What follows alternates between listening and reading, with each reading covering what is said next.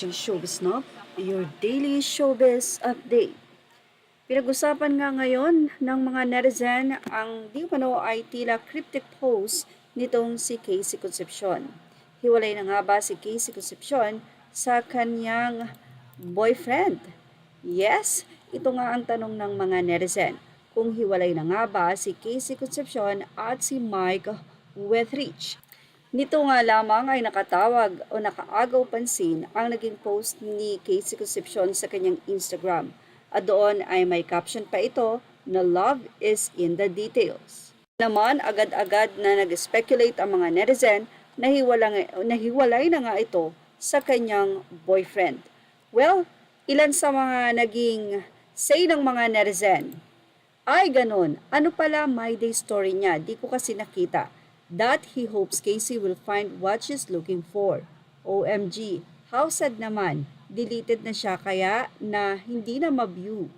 Sayang na sayang if ganun nga nangyari. Akala ko siya na at wondering watches forever ni Christina Concepcion.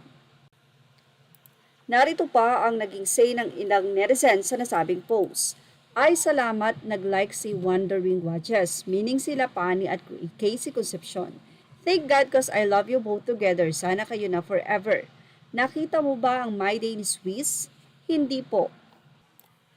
Sa nasabi nga pong My Day ni Mike, mukhang si Casey Concepcion ang nakipag-break dito. Kaya naman tila kinumpirma naman ito ng aktres.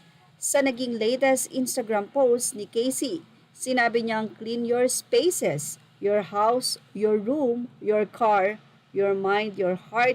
New things are coming. Make sure you're welcoming them properly. Naman sa Fashion Police, ang mga commentator doon, mukhang agree naman sila na binrake ni Casey si Mike. Say ng mga ilang netizen, ayos lang, hindi sila bagay. The guy is blip blip blip. As if good catch daw si Casey. Say naman ng isa, ha ha ha, tama, kaya bagay sila, pareho silang bad catch. Ang isa ay sinabing maganda, mabait, mayaman at edukada si Casey. What's not to like? Yun na nga daw yung mga katangian ni Casey na hindi pwedeng sabihin na bad catch siya. Sabi naman ng isa, nakailang boyfriend na ba si Casey? Walang nagtatagal na BF, baka sa kanya talaga ang problema. Well, hindi porky daw nakikipag-break si Casey or whatsoever ay si Casey na ang may problema. It could be her childhood trauma. She was a result of a broken marriage na super public. Not her fault, pero syempre dagdag sa pressure at sa pain na bitbit niya. She refuses to end up in a broken family again and maybe she fears for her future children. She wouldn't want them to end up like her. Be nice people, everyone has their own struggle. Yan naman ang magandang mensahe ng isang netizen kay Casey. Well, ano po masasay nyo mga ka-showbiz snappers natin dyan?